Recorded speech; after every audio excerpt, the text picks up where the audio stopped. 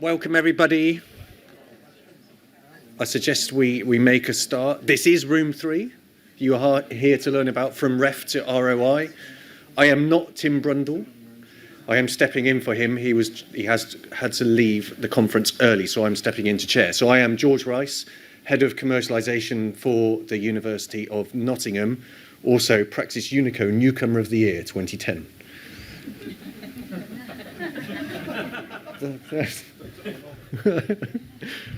I haven't got any better since then. I'm probably still trying to commercialise some of those projects that I was working on then. So we have, as Tim phrased it, a dynamic session focusing on commercialisation, and we have some of the big guns, the big hitters of commercialisation speaking today. 2 speakers from Cambridge, one from UCLB and one from Oxford, so the real cream of the crop. No offence to anybody else. Okay? So we've got Sean from Cambridge first, then Laura will follow up from Cambridge as well, Rick from UCL, and then we're going to finish with Jackie from Oxford.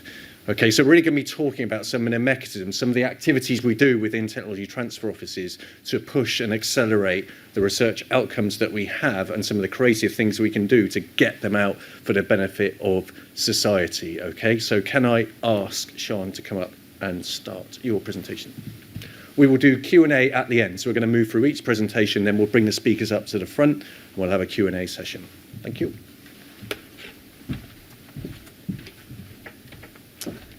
Okay, hello everyone. Thank you for coming to this session today. It's nice to see a packed room. My name is Sian Fogden. I'm from Cambridge Enterprise, which is the tech transfer office of Cambridge University, and I'm here to talk to you today about research tools. If you haven't heard that before as a term, don't worry, I'll explain what it is. And essentially my presentation is about how we manage research tools at Cambridge Enterprise, how we've separated it out as a separate kind of business area, if you will, and how that has added so much value. So, yeah, I already said that.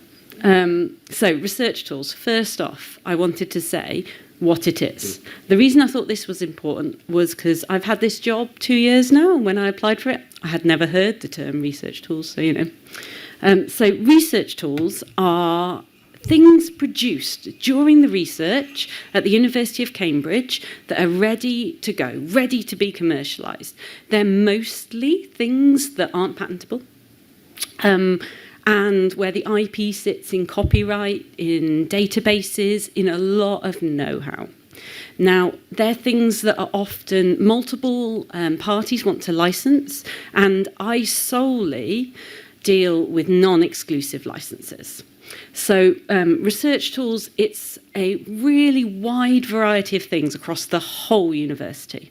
So a lot of reagents, so we're talking about cell lines, antibodies, small molecules, a lot of software for many, many different things. But the important thing here is that any bit of software that I deal with in my team is ready to be used. It's literally come to me, someone's developed it during their research, and it's just, they want other people to use it too. I've got other copyrighted materials such as images, questionnaires actually, tests. They're starting to be more and more of them. Trademarks, and then also university-developed courses. That's quite an interesting one.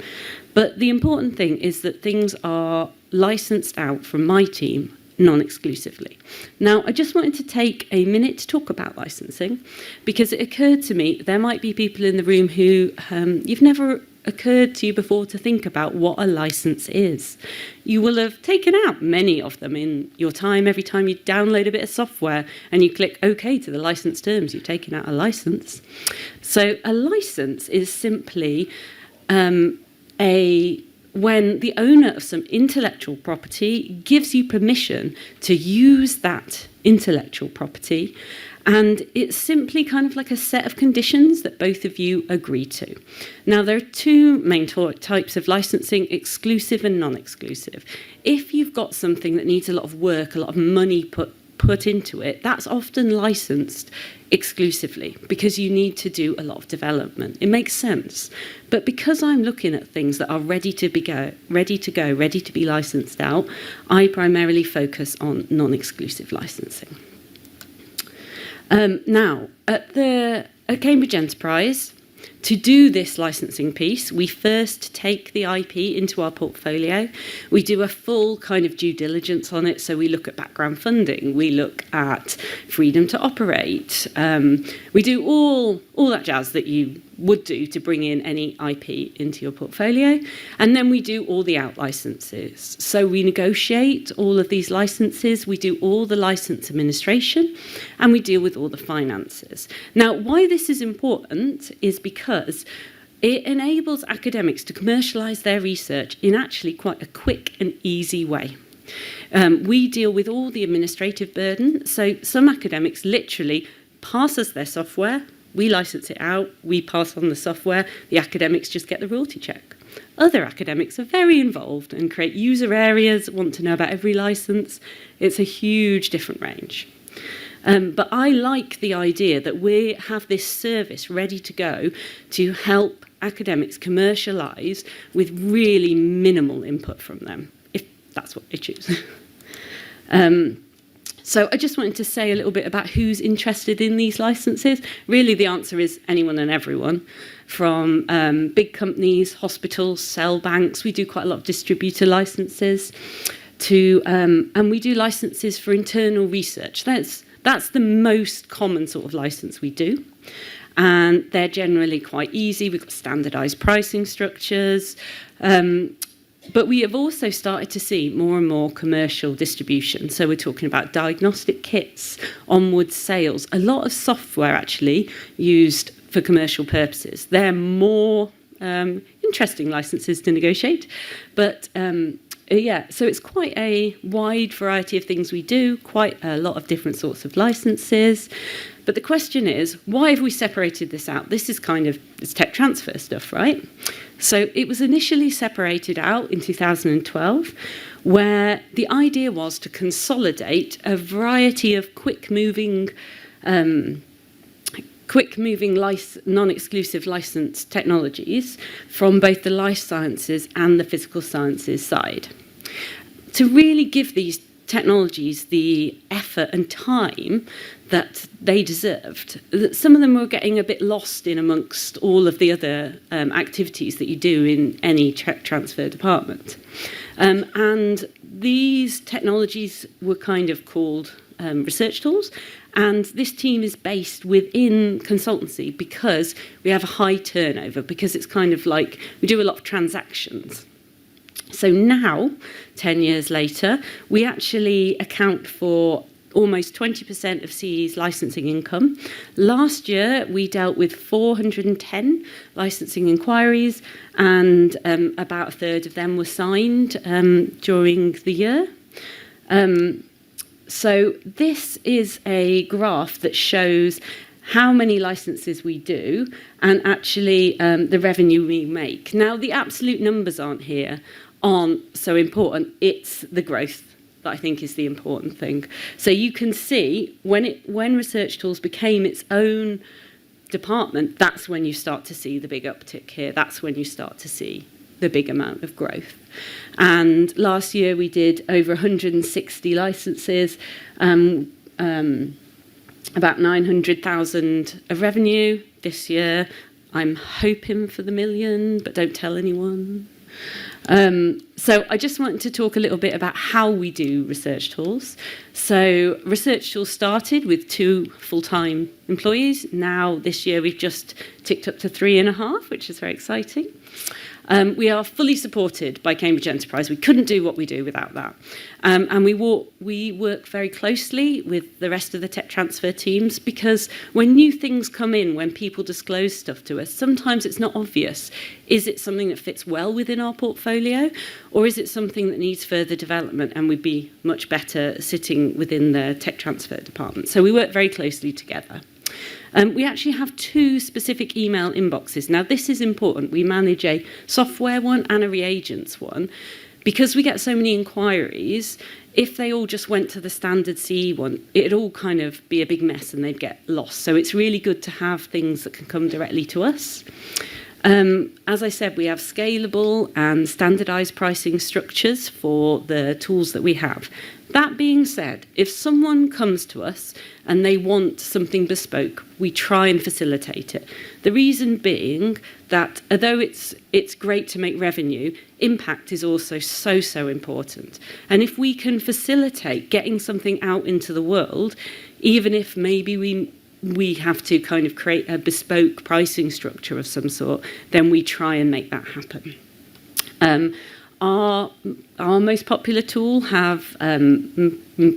tools have many licenses, often with yearly renewals. And some tools, like I said earlier, have a lot of interaction from the creators and some none at all. So now I just wanted to give you a couple of examples of the kind of tools we have in the portfolio. So this one was created by the Inclusive Design Group in the Department of Engineering and is a piece of software that looks to evaluate image clarity. Now, it's a way of when design agencies create a big image, you're never going to view it like that. You're going to view it as a tiny thumbnail on your phone. And it's a way of checking that these images that are created, you can actually see the important points when you view them on your phone, for instance. Why this is important is because it's all about brand perceivability. And Unilever became interested in this back when it was first brought into the portfolio in 2019, and has been a good crossover actually between research tools and consultancy. So we have this bit of software in our portfolio, but we also do quite a lot of consultancy projects on it. So it's good for research tools to sit in consultancy to have that kind of easy crossover. And what Unilever found was that when they put their Magnum image through the clarified perceivability test, then they changed it, they rolled it out to like Tesco's. They found they got a sales uplift of 24%, which is quite impressive really. And now Unilever have said that all e-commerce images must go through this piece of software. So far they've put over 30,000 through. So this sits well within our portfolio because there's multiple licenses. It's not just Unilever. Other big companies use it, and quite a lot of small design agencies as well. One person wants a single user license. We can facilitate that. Now, we have lots of cells. So this is for the Carper cell line, and these are things that are deposited at cell banks often. This is for cancer research. And then if you're an academic, you just buy the cells, they get shipped, we get a royalty check. But if you're a company, you come to us for a separate license and we can facilitate that. Lots of antibodies as well. Just one more example, and this is the single most time-consuming thing we have in the portfolio. It's called ICM+. It looks at all the different outcomes that will be monitored if you're in the ICU and puts them together in one piece of software. It is currently used in over 200 institutions throughout the world. Importantly, it's only available for research, not for clinical use. And we've got this whole suite of things that we deal with around it. We have a lot of distributor licenses, a lot of licenses for the logo design. And we also do a lot of consultancy work as well with the creator, where we're looking at agreements for installation, for training, for custom development. So that was just a few examples of the kind of tools we have.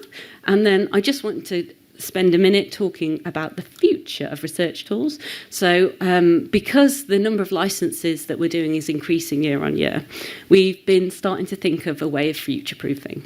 We're doing that by taking out a license ourselves to the eLucid platform that's designed and made at UCLB.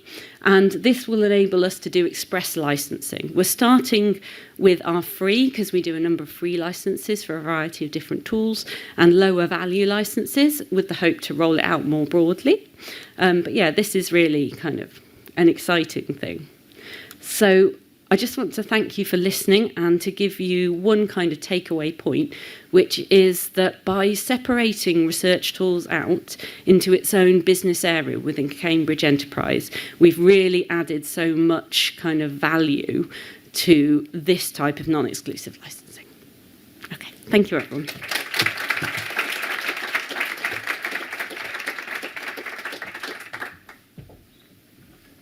Thank you. I have questions, which I will save for the end, per the format. Laura, over to you. Okay, great. Thanks, Sean. So obviously I work with Sean at Cambridge Enterprise, but my name's Laura Donnelly and I'm one of the commercialisation managers in the life sciences team on the tech transfer side of things. So today I'm going to talk to you a little bit about the types of funding we use to really try and develop our opportunities to support commercialisation. So this is a commercialisation journey many of you are probably very familiar with, but it all starts with the research and the ideas from our academics. But what we do at Cambridge Enterprise is we then try and turn those ideas into attractive commercial opportunities to ultimately license them either to existing companies or to spin-outs which we can help them form. But to try and build these opportunities, we have to go through this development phase, where we first of all try to identify what the solution they have is, and try and see what market that fits into. And if there's any intellectual property, then of course we can try and protect that. We also need to consider the competitor solutions and see how we're different or better than those, and then really try and understand the market, get feedback from the market, really from those experts, and try to really build those relationships. The next thing to do once we've got all this information is to try and develop these opportunities, because the more we can develop them, the more value we can build before we enter into that license. And so we might start to get more proof of concept data, we might try to get some prototypes developed, or we might really be doing more work into the market and building the business case and the strategy, which leads us there on to point 5, where we then know what we need to do. We're building the team, we're building the strategy, and we're planning what we're going to do with this opportunity. But to do all of this, it takes a lot of resources, not only people, but also funding. And so I'm going to talk you through a little bit of some of the pots of funding that are available to us at Cambridge that we can use to do this work. So one of the top thing on the list really here is the Impact Accelerator accounts. And of course, they're available to many different institutions and they're very useful. And I'll tell you a little bit more about how we've used some of those. But in terms of the total translational research funding we've helped to apply for as a team at Cambridge Enterprise, it's over 119 million now since 2011. So we've helped win a lot of translational funds which have really helped develop those projects within the university. As well as that, we also have an internal proof of concept fund. Now that's money we can spend on our project to answer the key commercial questions. And that was typically up to £25,000, although we could go higher in some cases. But we're now building that into a translational investment fund, where we'll be able to actually invest more into our projects to really develop them. And as well as these methods, we've also got some more ambitious partnerships we've been part of to translate our opportunities. We have Apollo Therapeutics, which is for therapeutic projects, and we also have the Series Agritech partnership, which is for agritech projects. So I'll give you a little bit more information about those in a moment. So going back to the Impact Accelerator accounts, as everyone here probably knows, in 2022, 118 million was funded from UKRI to really jumpstart knowledge exchange. And this was on the back of their knowledge that actually impact accelerators actually can really help improve the impact coming out of universities. So Cambridge actually hold 4.4 million across the impact accelerators, and Cambridge Enterprise doesn't manage those. Those are managed by other offices within the university. But one example we've got here, which I can share some numbers on, is actually the MRC Confidence in Concept. So this has been running since 2012 at the university and has funded typically £50,000 to £70,000 per project. But what's interesting is that there were 218 applications during this time, with 69 supported. So even though it's internal money, it's still very competitive and obviously can't fund all of the projects that we're working on.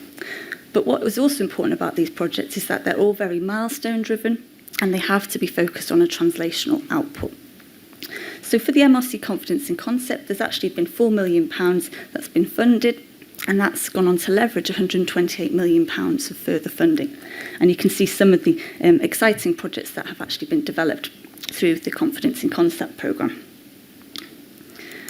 Moving on, though, to our internal proof of concept fund, I've got a couple of case studies here just to illustrate how using not a huge amount of money can actually make a really big difference.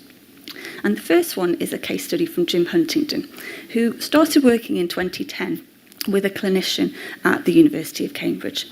And they actually identified a recombinant human antibody that produces an anticoagulated state without the risk of bleeding. Now, this was very early when Jim came to us, but we could see that this really had potential. So we used £35,000 of our proof of concept fund to actually carry out the key proof of concept experiments and further develop this antibody. And £35,000, it's not a small amount of money, but also it's not huge. But because we did the right experiments, this led to actually the development of icorkumab, which then has the potential to replace warfarin for the treatment of heart attacks and strokes, and led to the creation of a company called Exo-1. Now, Exo-1 was formed to really undertake the commercial development of this antibody, and it secured investment from Index Ventures to the sum of €8 million. But what was really exciting about this opportunity was in 2015, when Exo-1 was acquired by Janssen Pharmaceuticals. And this was actually a record-breaking deal for a pre-toxicology asset at the time. But by spending that small amount of the proof of concept fund, we could really help translate it out of the university into Exo-1, which went on to be very successful. So another example we've got here is one that I've worked on myself, and this is a case study from Novax Healthcare. And this is from Jonathan Powell and Nuno Faria, who were from the Department of Veterinary Medicine. Now, they were trying to solve a problem which is digital dermatitis in cows. And this is a really nasty bacterial infection in the hooves of cows that makes the cows become lame, often have to have amputations, and also reduces milk production. And they developed what's called Protex, which is a liquid bandage which can be coated onto the hooves of the gels of the cow's feet. And it's very adhesive and flexible. But what's also important is that it can be tailored for its thickness and its drying speed and its dissolving speed. Now, once this is on the hooves, it prevents further infection and it can help the wound heal underneath. And they were getting really good data from proof of concept experiments. But when they came to us, they said, we really want to form a company for this, but we don't know where to start. We don't know anything about the dairy industry. How are we going to get a product to market in this area? And this is where we didn't really know all the answers. So we had to try and find an expert who did. And it actually took quite a bit of searching to find the right consultancy firm. But we managed to find Stonehaven Consulting, who were really experts in the animal health field. And again, we used our proof of concept funding. We spent £25,000 here, which some people might think is quite a lot for market research, which is basically what they were doing. But they did such a thorough analysis that we got really good numbers into the digital dermatitis market. And they valued it at $108 million. But what was really important was because they knew the market so well, they actually said to us, you don't just have a product for digital dermatitis. You've actually got a product that can be relevant across the animal health field. And they started to identify issues in small animals, in horses and in sheep, where this could actually work. And due to the flexible nature of this liquid bandage, it could be adapted to all of these different scenarios. So they then helped us work out that now we had a market of $805 million. And this put us in a much, much better position to go out and get investment. And Novax have since had 2 investment rounds, and they're very close to having a product to market. So hopefully you won't need an Elizabethan collar for your dogs or cats very soon, and you'll be able to buy this product instead. So moving on now to some of the more ambitious partnerships we've been part of. And the first one is Apollo Therapeutics. And this was set up in 2016, it started, by University of Cambridge, UCL and Imperial. And it was led by Ian Thomas, by Rick Fagan, and by Tony Hickston from Imperial. And this was to try and solve a problem that therapeutic projects from the universities really find it difficult to get out of the university. And we needed to engage industry to use their expertise to actually bring these products to market. So Apollo was born with a £40 million pot of money from AstraZeneca, GSK and J&J and the 3 partner universities. And it was building on the expertise of the academics in their target understanding, their biological knowledge, but on the pharma expertise and experience and resources. And the projects were developed within Apollo by expert drug discovery partners who were project managing and were leading the projects towards an end where we could ultimately license them. Now, the pharma partners would get access to breakthrough innovation and also a first right to negotiate to license. So it was a win-win situation for all sides. Now, 5 years after launch, there were 3 license deals in place, and due to this success, it led to the rebirth of Apollo Therapeutics as a multinational biopharmaceutical company, and they completed a £100 million investment. And now King's College and also the Institute of Cancer Research have become part of the Apollo group for their projects. So a really good success story of how actually forming a consortium and bringing the strength of different parties together can lead to a real success. And building on this model, we then did a similar thing for Agritech. And this was with Ceres, which was to deliver investment-ready Agritech opportunities.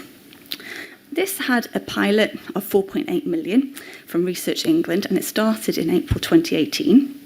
And it again was a consortium. Here it used 5 partner universities and 3 research institutions.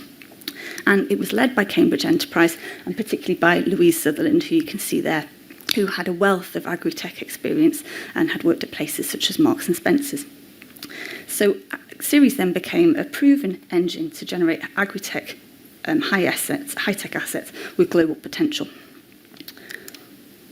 But what was really important with Ceres was that because of Louise's expertise and the excellent project management, they looked at a lot of projects. They actually looked at 125 and very carefully filtered these to the point where 37 projects pitched and 31 were supported. Now, there were many outputs from Ceres, including upskilling of many, many researchers and increasing the capacity of the regional research centres. But also, we've managed to have 4 spin-out companies and 2 further are in progress. We've got 12 patents and 13 license opportunities and also 16 new collaborations. And of the 4.2 million invested already, it has leveraged 5.1 million.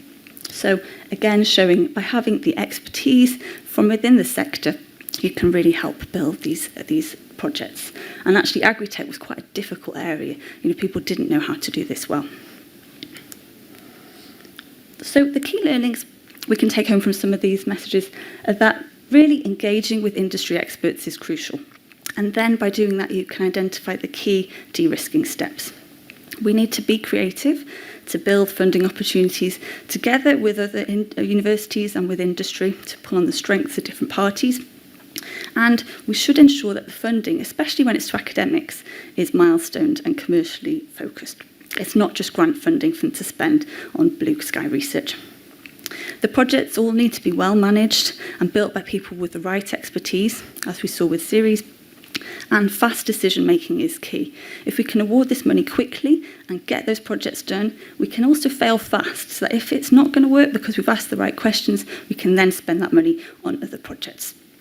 So those are the key learnings, and that brings me to the end. So thank you for listening and look forward to questions.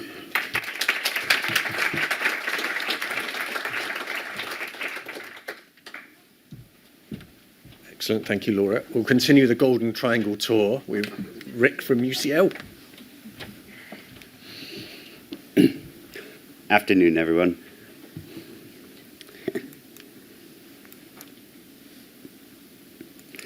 So I'm Rick Fagan. I'm Director of Biopharm at UCL Business. UCL Business is the tech transfer organization for UCL. We're a wholly owned subsidiary of UCL. We're not part of UCL. We're not a department. We have to make our own money to pay our own wages, etc. We have currently 62 employees in the organization. We are profitable. We use that money to plow back into development of some of our projects. And we have a good track record of producing economic and societal benefits. But what I'm going to talk to you about today is one of our funds that we set up that really has helped us to boost the ability to increase the societal and economic benefit for UCL and general world. So those 2 funds are the UCL Technology Fund and Apollo Therapeutics, which Laura just touched on. I'm not going to talk about that. I'm going to talk about the UCL Technology Fund.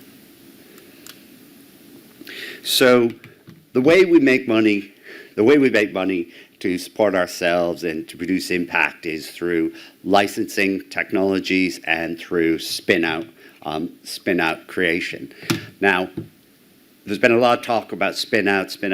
Not everything is appropriate for a spin-out, single asset, etc. Usually more appropriate for a direct license. Certainly when we're setting up spin-outs, normally we would license in coming from a platform, the platform and a number of programs. But what we wanted to do was to be able to set up a fund that allowed us to increase our activities in this area. And certainly, if you can invest in a project to push it along in its development in the labs of the PI, etc., de-risk it, it's going to be much easier to license out to a GSK or commercial third party at the end of it.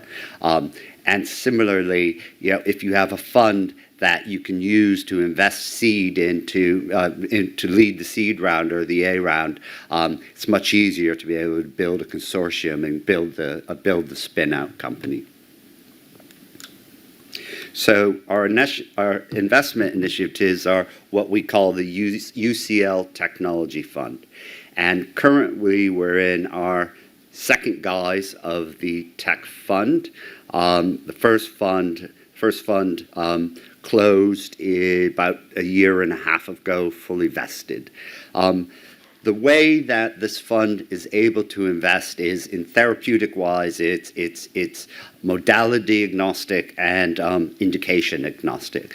But it can invest in 3 separate types of ways, and which makes it quite unique. Because ordinarily with these sorts of university funds, if you want to invest, and this is backed by, this isn't UCL money, this is VC money, etc. You've got to put the technology into a spin-out company, and then the fund can invest in the spin-out company. We wanted something different. We wanted to be able to use the money from the fund to invest in the projects in the university and further develop them in the academics labs to basically make use of the infrastructure at the university, because these are all very expensive things that are ongoing. So first one is proof of concept funds, and they can invest in up to 200,000 into a proof of concept fund, and that is pretty much 99.9% of the time in the university, and whether that's to carry out a killer experiment, or we do quite a bit of gene therapy, so maybe to get some vector produced, which is quite expensive, so then they can do some animal model proof of concept work. Now, when that happens, the tech fund has preemption rights on the project, so they have the right to invest into it further if it's successful. And that's usually in the guise of a licensing project. And a licensing project can be up to 2 million. And again, that is, I don't want to say it's run like a grant, but it goes to the PI's lab. It's success-based milestone. And that's to further develop the technology in the laboratory.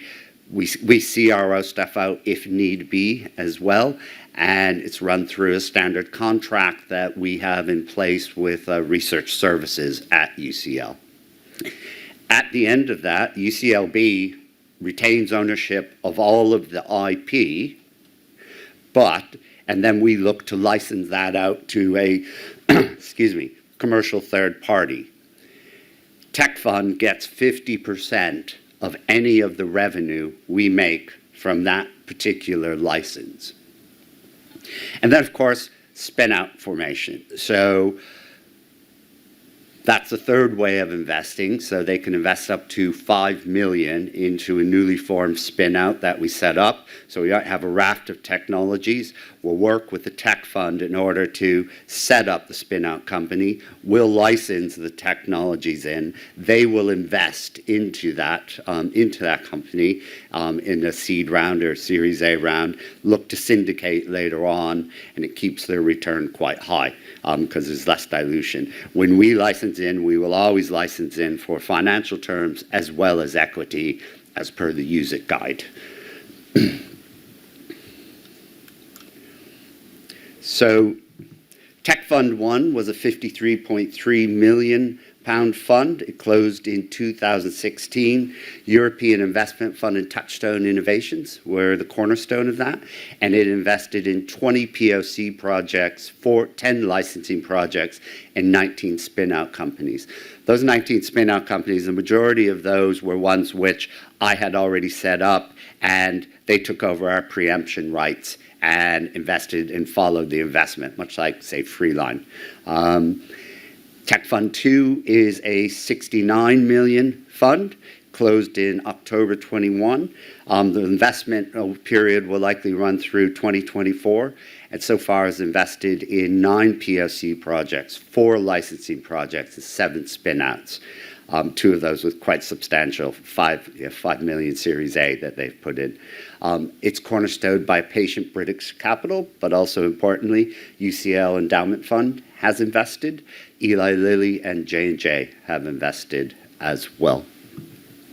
Now, what I want to talk about is a case study on how we've worked with the tech fund in order to be able to accelerate the development of some programs into the clinic and achieve patient benefit and impact. So this case study centers around Orchard Therapeutics. Orchard Therapeutics is a company I set up in 2015, and it's centered on work coming out of the UCL Institute of Child Health from the labs of Professor Bobby Gaspar and Adrian Thrasher. And they work specifically on rare diseases in children, which are life-threatening. There is no medication for them. And what they developed was a methodology using lentivirus to ex vivo transduce human poietic stem cells to correct the faulty gene and then infuse those back into the body, and they regraft and they produce the proper gene. Their lead program was one for a disease called X-linked SCID, and some of you are old enough in the audience might remember the boy in the bubble. He had no immune system, and that was due to this disease.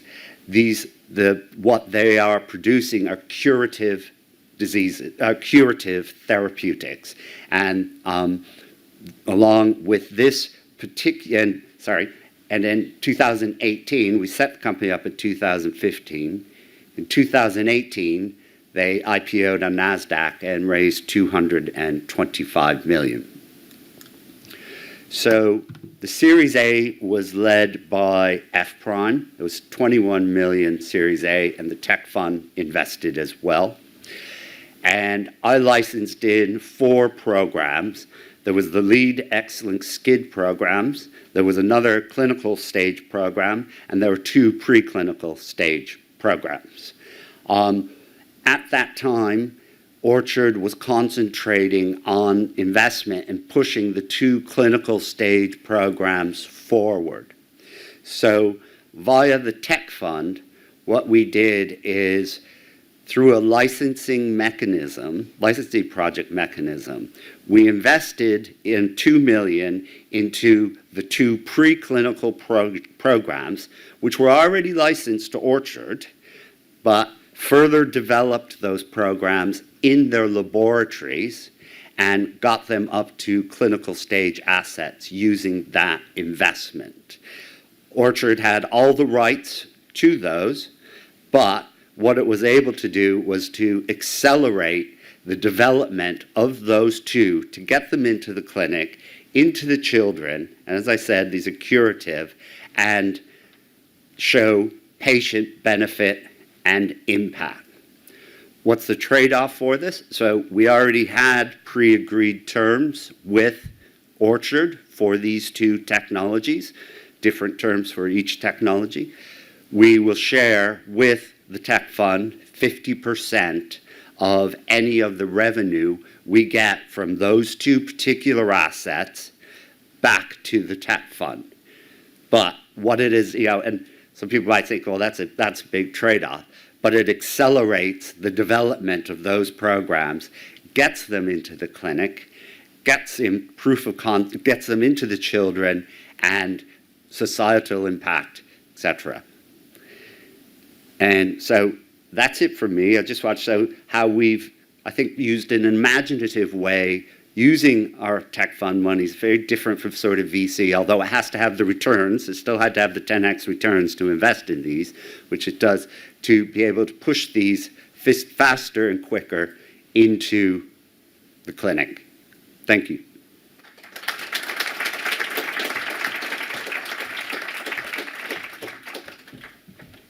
Thank you, Rick. Excellent. And Jackie from Oxford, so bring us home.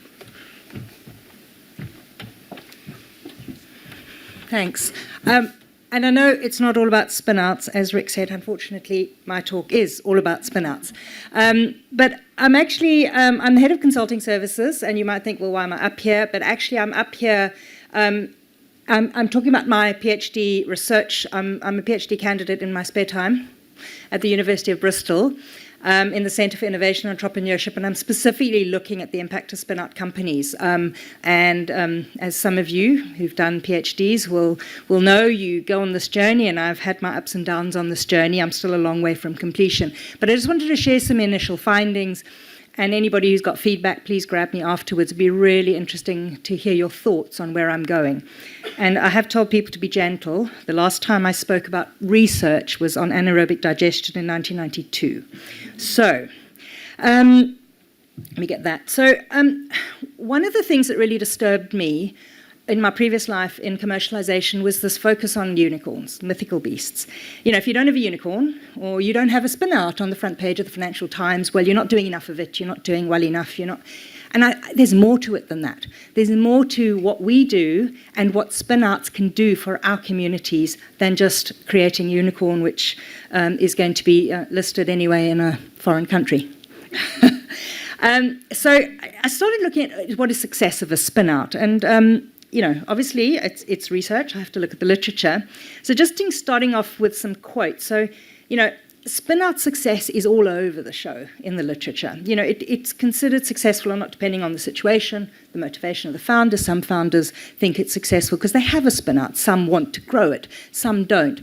And quite often the journeys change because the motivations of the founders change. You know, and some of the challenges in the literature over many years have been that the literature is showing that even though it's large sums of money have been spent on creating spin-outs in Europe and other places, actually the results, what do we mean by results? But the results are disappointing. And those are the words directly from literature. So it's success criteria is generally considered either growth, like we look at revenue, we look at employment, we look at those things that are easy to count, or external ratings. If a company has investment, therefore it's successful. If it IPOs, it's successful. And I think, you know, German studies from 1980 to 2011 showed that most remained small. A study across Italy, Norway, and the UK showed that while policies encouraging spin-out creation increased numbers, the economic impact was modest, in the words of the article. So what does this mean? What is this? You know, what's happening to our spin-outs? Are there disappointment? Would the money spent on developing them be better spent elsewhere? And I think we've all heard those arguments. What about the other impacts of spin-out companies? So, and I promise this is my last slide with quotes on it from the literature. The literature does look at this. They look at impacts, but there's no answers. You know, there's lack of consistency across universities, so it's compounding the problem when people are doing research in this area. the definitions of spin-out companies are still up for debate. And I think most of you who fill in the Hebke survey, there's challenges there. One university spin-out is another startup. So we also have a lack of nuanced longitudinal data. So we've got some really fantastic data in the UK on spin-out growth over time. But we haven't got that nuanced longitudinal data. What actually happens to it? If a company is listed, merged, sold, it falls off the radar, and quite often literature, the researchers will say, well, it's fallen off the radar, it's no longer, and they don't really know how to account for that. So it's really a difficult question on what are the outcomes of spin-out companies and what impact are they really making. So we end up having some very high-level quantitative analyses on sort of numbers, revenue, employment, which have flaws, or we have rich qualitative data on 3 case studies from a top-performing research-intensive university, and there's nothing in between. So what we actually need, and you probably know where I'm going with this, is a rich source of narrative detail covering a large number of spin-outs, which can be analysed quantitatively and qualitatively over a long period of time.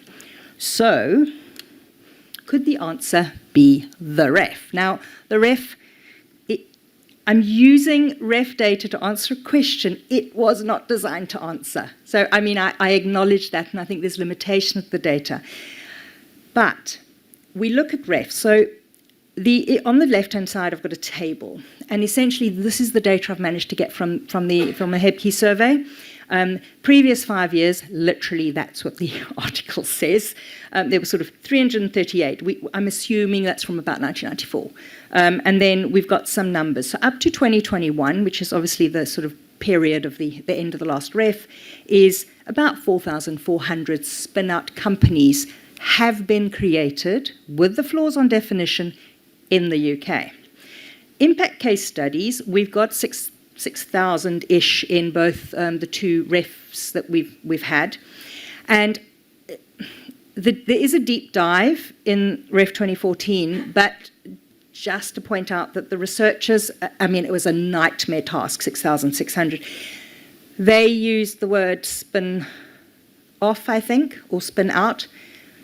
And actually they missed stuff because you have to use both. So, I've used words like social enterprise, I've used SME, I've used spin-off, I've used spin-out, I've used spin-star, because actually there's far more REF case studies with spin-out companies than they actually even found. But they were obviously doing it with a machine learning sort of tool. But I'm reading every single case study with spin, not every single 6,000 case studies, don't worry.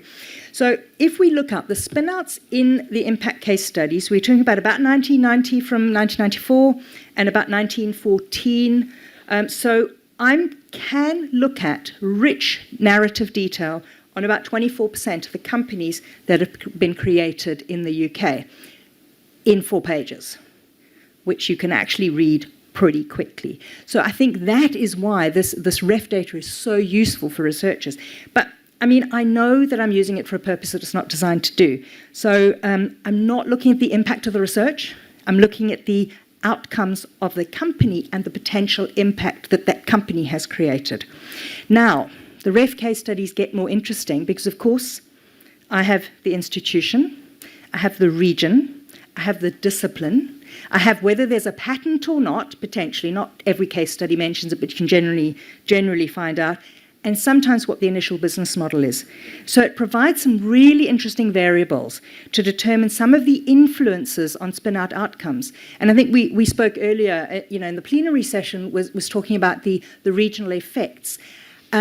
Maybe not every region or every institution is going to produce the biotech unicorns. Maybe they're producing impacts in another way. Sorry, there's a TV notice. Sorry. Thank you, sir. Thanks, Maury. I'm not looking behind me, clearly. I will continue, and I will give you a theoretical framework, just in case you were looking for one, very briefly. It's research. I have to have a theoretical framework. And in fact, this is a framework you can see from 1985, Gartner, who talks about the influences in new venture creation. Now, there's been a lot of subsequent thinking around theoretical frameworks in new venture creation. And the one that actually is looking at spin-out companies is actually factors concerning the team. There's internal factors of the spin-out company. There's factors concerning the incubator and the environment. Just to say, incubator, read university. It's not an incubator in our sense of the word. And they lead to spin-out success or performance. So you need a detailed analysis of the factors. Now, many researchers over many years have tried to look at what the influences are, and there's some supposition. So what I actually am doing now in my research is, I'm going to be looking at the factors concerning the university and the environment that the university is in, and I'm going to say, how does that lead to spin-out outcomes rather than success, but outcomes? And that's what I'm trying to do using the REF case study data that I've got access to. So, and obviously the factors of the spin-out company, things like business model and what were the initial factors around that. So the objectives at the moment, and I welcome thoughts on this, developing a typology of societal benefit of spin-out companies. Now, I know a lot of us are looking at this. Many of us are using SDGs. There's impact frameworks. There's investment frameworks, all those ESG stuff. And I'm trying to say, well, does that all hang together? Is there a typology of impact that you can put into a few buckets that are beyond SDGs necessarily? Because not every one of our spin-out fits with an SDG. So I'm trying to look at that and obviously looking at the literature around that. And also then looking at longitudinal outcomes of university spin-out companies. What is the influence of the type of parent institution? At the moment, I'm using the KEF clusters, but I may be needing to use something else. What is the influence of the region? Is there influence of discipline, and is there an influence of initial business model? So to date, I wanted to get further, but those of you who've done research will know it doesn't always happen. So what I've done to date is analysed 4 regions. I'm hoping in the next few months to have analysed everything from REF 2014 and then move on to REF 2021 and see the differences. So I've analysed the East Midlands, the Northwest and the Southwest, and I have, I admit, been avoiding London because there's rather a lot of case studies to read through. So what I've done to date is I found 116 companies. The top 60% of those companies are in the top 5 units of assessment, which I'm obviously using as my underpinning discipline. So biological sciences, computer science and informatics, physics, clinical medicine and chemistry, I think as you'd expect. I've got sort of 1s in the bottom, but hopefully by the end of, 900, I'm going to get much richer data in terms of sort of some of the outliers where it's not only in biological sciences. Just on the left-hand side, I've it's not going to work on laser on the TV, but the number of impact case studies in REF 2014, you can see why I've been avoiding London, but I will be reading London shortly. And the number of impact case studies, just REF 2014 now, where impact includes a spin-out company. So there's a huge amount of rich data in there. In Northern Ireland, you've got sort of 10% of the impact case studies, a small number of impact case studies, but actually a large number that mention spin-out companies. So the 116 companies I'm using, and there's 111 that we're incorporating in the UK, and I may at some point just focus on UK companies because to track them elsewhere is really tricky if you're trying to be consistent. And 106 were private limited companies, the rest were charities or CLGs or something like that. And 110 from 1994, with 93 after that. Obviously, I'm only going to 2013. So some of the preliminary outcomes. I'm bucketing the outcomes at the moment. I have got a richer data set in terms of, if it was acquired, was it acquired sort of at a loss? Was it acquired because nobody else would have it? Or was it acquired because it was really good technology? I've got sort of more detailed analysis, but I'm sort of putting them in 3 big buckets for now. Acquired, listed, merged or sold, arms, dead. Dead does not always include dissolved. It could be dormant. And I'm generally putting like the one-man bands in the sort of semi-dead category. Again, I might pull those out as well. And the in-business. Now, in business, I've got in-business profitable. I've got in-business still raising. So, again, we're talking about how many years later in-business still raising. So this is preliminary data. And what you can see is the East probably as expected, because obviously that is significantly got, it's got Cambridge in it, which is a big chunk of that. 61% were acquired, listed, merged, or sold. And in the southwest again, with the University of Bristol sort of dominating there, but it's quite small numbers still, like 20 from the southwest. I'd be interested to see if it's changed in 2021. In business, actually, the northwest, it's like, well, maybe they can't get these companies acquired, listed, merged, or sold because of the region, but actually they're in business and sustainable. That's still a successful for business in my book. So I'm trying to understand the patterns across the universities and across the regions. In terms of the underpinning discipline, at the moment, I've just taken the top 6, and interestingly, I thought that biological sciences would be higher in the acquired, listed, merged, or sold, but actually it's not. They're sort of split evenly between. And remember, this is up to 2013, so this, it's not 10 years later. I'm looking at what's happened in 2023, whereas computer science and informatics has typically been acquired, listed, merged, or sold, which I thought was quite unusual. But again, these are still 4 regions. Once I get the full picture, I think we'll be able to see more. And I think just 2 quick new slides, quick slides just on some of the preliminary data. The type of institutions. I'm using KEF at the moment, which I know is not available in Scotland and Ireland, which I'm going to need to think about how I'm going to cluster those, because KEF is such a useful clustering tool. But I've got 76 companies from Cluster V, which is obviously the biggies, 23 from Cluster X. I've only got 2 and 1 in the STEM. But the clusters versus company outcomes, interesting. V, again, in business and acquired, listed, merged, or sold, actually pretty even. Whereas in E, which is the small postgraduates, you've got in business is really big. And in fact, you've got very few acquired, listed, merged, or sold. And again, that's telling you something about those types of universities and the types of companies they're creating.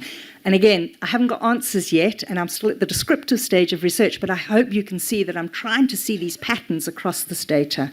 And just lastly, the themes of societal benefit. Now, I'm an engineer, so this whole coding against qualitative themes is quite unusual for me, but I'm coding the case studies against qualitative themes. And I don't think I've got it right yet. I'm still work in progress. But what I've sort of bucketed again is about 11 themes, and I'm going to have to work on reducing those. Benefit to the UK, including economic benefit. New offerings, customer benefit. Now, customer benefit can be obviously an end result to a customer or an intermediate customer. Health, developing, supporting other companies, and right down, I think the developing, supporting other companies, I'm seeing a lot of that, development, supporting other companies. So right down to sort of agricultural improvement. Again, I'm coding the companies against that, and I'm finding, obviously, as we would expect, 85% of the companies talk about their benefit. Well, they're talking about what they do, and I'm coding it against that theme. But it'd be interesting to see how that changes over time, and possibly changes with newer companies, because, of course, now I've got longitudinal data. Did our companies that started in 2002 have different outcomes and different themes of impact versus the company that started in 2010, for example? So I think those are some of the interesting things that will come out of the data. And just themes per region, I'm not sure there's anything, I'm not really picking up any patterns yet. It's sort of as expected, everybody's talking about benefit to the UK, including economic, in their themes. But I wanted to present the research. I wanted to get feedback on it, so anybody please grab me, give me feedback. I'm hoping at the end of this we have a typology of types of benefit. We understand, possibly, if you're not in a Cluster V research-intensive institution and you are producing companies that are still in business 20 years later, that is success. It doesn't have to be a unicorn, and doesn't have to be on the front page of the Financial Times. Thank you.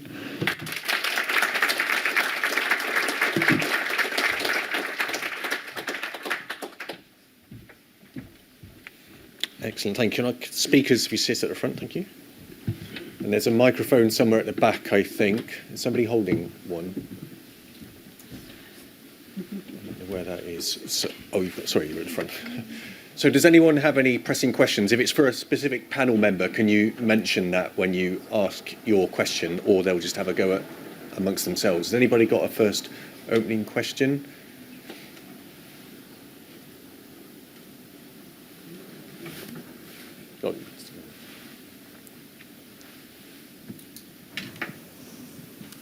a question inspired by Jackie's talk at the end.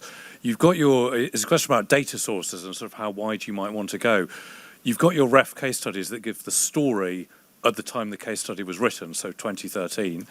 And then you've got the dead or alive criteria, which I think was taken today. There are other things you could think of filling in the intervening gap, like you could go to Companies House and pull out all the balance sheets and look at the way the assets of the company have shifted over the time. Have you thought of any other sorts of analysis beyond those sources? Absolutely. I mean, I think there's almost just too much data when you start getting that. The good thing about the ref case studies is that I can make sure that they are spin-outs, because of course, I'm reading it. If you did machine learning, you might pick out the company name, but you're actually not sure if it's actually a spin-out or not. So A, it is a spin-out. And then B, I put that into FAME, and I try and start looking at patterns of how their assets have changed. We are getting revenue and turnover at the moment, but I think there's something about an intervening years, and I need a data scientist to help me with that, because there's almost like too many variables with years and assets and turnover and growth and revenue, as well as the sort of qualitative outcome. But absolutely, I haven't started too much detail on that yet, but I want to try and understand how it moved over time. And Companies House is fantastic. I mean, I have gone to companies that have dissolved, and you have a report on Companies House where it's quite vicious, and the liquidator says this company dissolved because the two founders who had 50% of equity didn't want to take any more equity, didn't want to take any investment because they didn't want to dilute. It's like that sort of detail. So as I'm going through, I'm highlighting some of the ones where I think I need a deep dive into actually what happened, almost like a really deep dive case study on that as well, along with the sort of high-level qualitative stuff I'm doing. Thank you, Jackie. Ian, did you still have a question? Rick, your tech fund's great, but your institution, like my institution, is a very privileged organisation. But its versatility to use money in many different ways is one of its strengths. What advice would you give to organisations who are maybe not as fortunate as ourselves in terms of scale? I think it's a scale issue. But what advice would you give them to setting up such a wonderfully versatile fund in other parts of the country? So I think a good example of that is the recently formed Northern Gridstone. I think pooling, clubbing together, so you make sure that you have the pipeline, you have the assets that the fund can then feed into is really important. And much like we did for Apollo, Ian, the three of us came together, so we made sure we had the substrate to feed the pipeline. And I think with the smaller universities and the more regional universities, I think that's very highly achievable. I have to say, from us, because of the structure of the tech fund with the licensing arm internally, it was a difficult raise because it's just not the norm for VCs. The norm for a VC is invest into a spin out, invest into a spin out. So that was a difficult.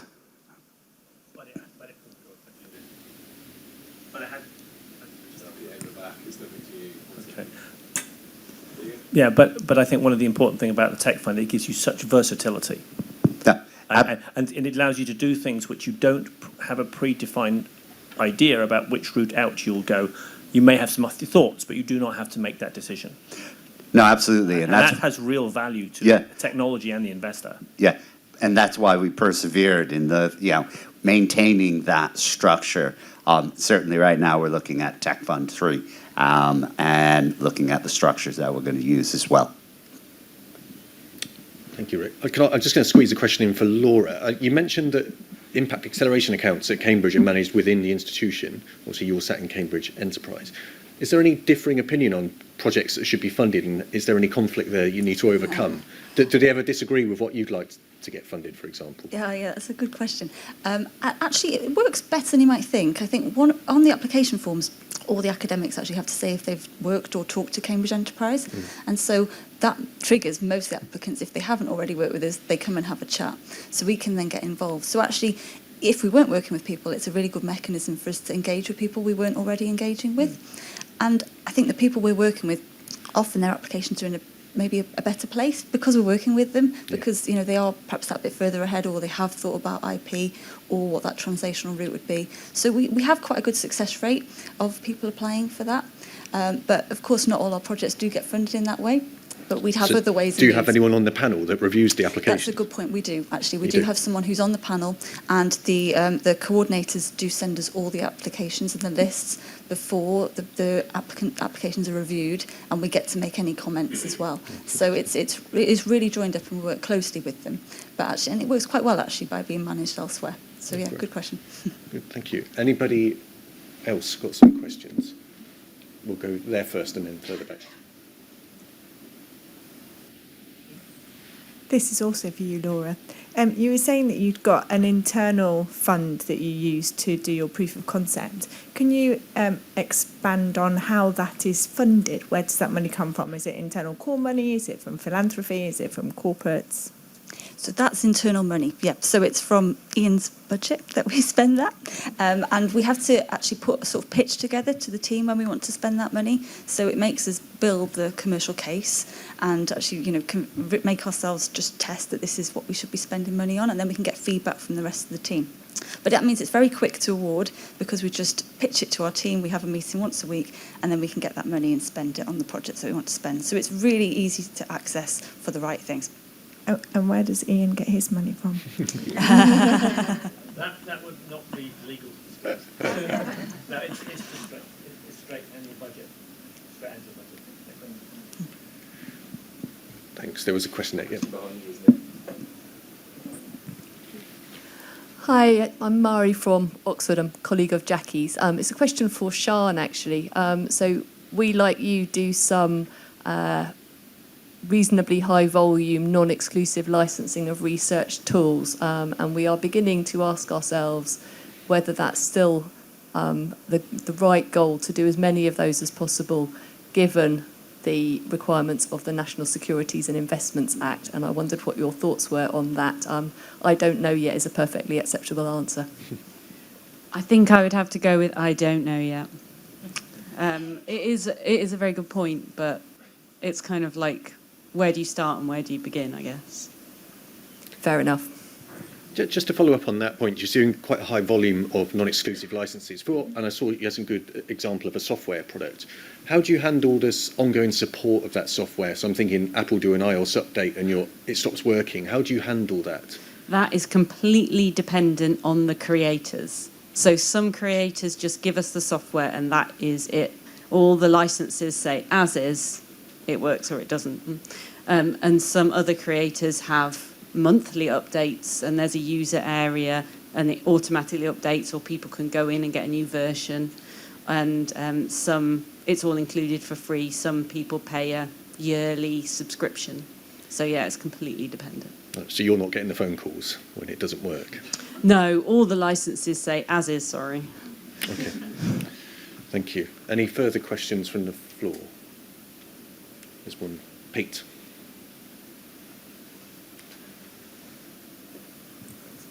This isn't really specific to anybody in particular, but as from I'm Pete Gooden from the University of Hertfordshire. Our tech transfer office is very small. It doesn't have a huge amount of resource in it. What would be the most game-changing resource or person or type of person you hired into your teams, which has made a massive difference in being able to offer more from your TT, TT activities? Does that make sense? What was the thing that we're traditionally around commercialization, we're traditionally in business development type skill set. What did you bring in that really made a difference in how you worked as you grew your offices?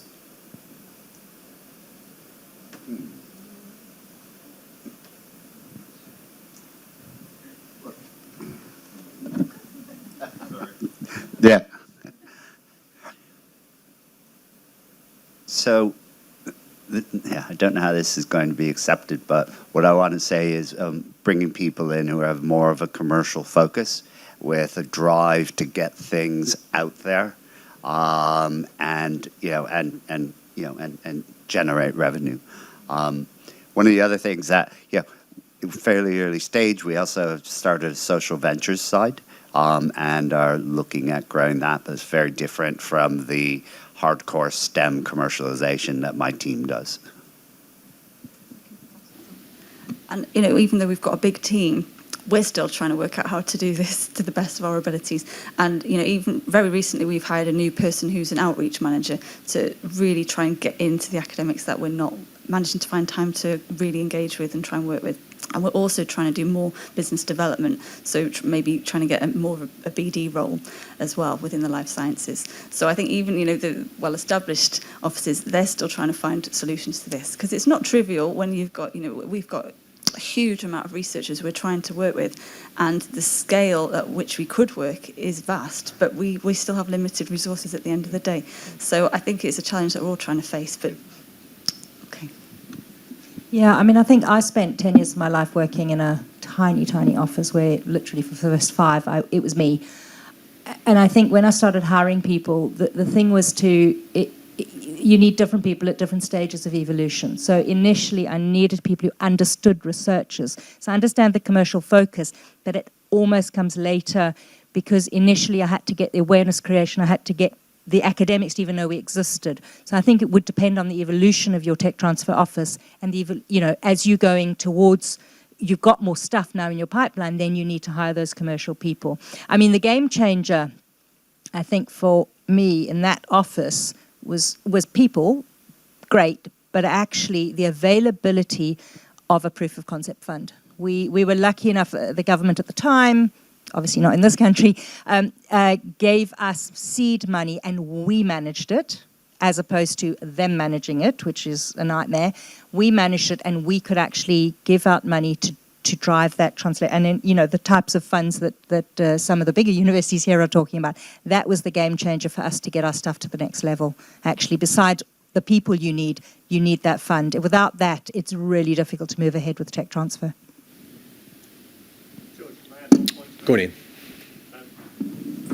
The other thing that was really helpful was that because we're independent of the university, and it's really brutal, we could pay more appropriately because we're competing in a market where the skill sets you need, beyond Jackie's phase, and she's entirely right there, in my opinion, are more commercial. And you simply have to realise that every one of our teams could go and work for a big pharmaceutical company, a tech company, or whatever company, without even moving house.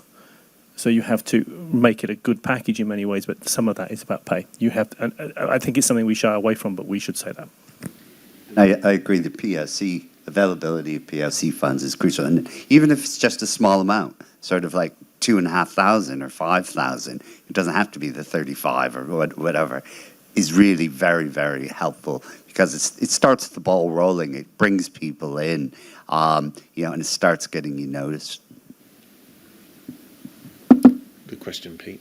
Good question in the middle there.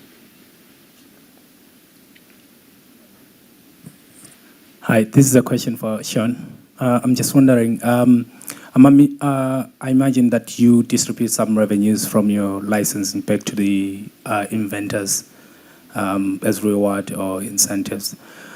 Do you, as you distribute those back or part of what you make from licensing income, do you also sort of like support the workload, for example, with softwares, the updates, or resourcing the teams, or do they have to sort of like also pay from the money that you've distributed to them?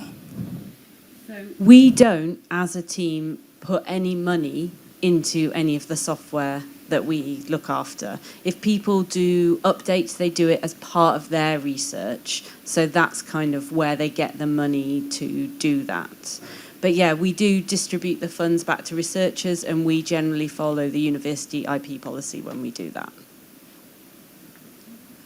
But we've got some projects that we've licensed that are perhaps a bit further developed than Sean's, but where there have been some costs of providing materials, for instance, and then we've actually factored those costs into the license deal. so that those costs can then go back to the department to pay for the work that they did, so that they're not running at a loss to sort of subsidise the commercialisation. So that's something we've done a little bit of, perhaps in our team a bit more. Thank you. We've probably got time for one, maybe two questions more. Anyone? No. I see you were going to start using Express Licensing, the eLucid platform. I will confess that Nottingham has got a couple of questionnaires on that sort of platform at the moment, and despite us saying these are the standard terms and conditions, everybody wants to negotiate. So best of luck. But it is. But connected to that, actually, a really practical question is the counselling session for me now. Questionnaires, how do you deal with translations and people requiring translations? So people might want your asset, but they might want it in a language that doesn't exist at the moment. How do you deal with that? In fact, I'm doing that right now, and they're paying for it. Okay. in a You get very the customer simple to way. pay for it. I get the customer to pay for it. Yeah, some people, there has already been some questionnaire. There's already a lot of translations actually from the researchers, and some of them are kind of like the rights are open for us to commercialise those as well, in which case that's fine. Otherwise, if the customer wants it, then they pay for the translation. Okay, good. I'll take that on board.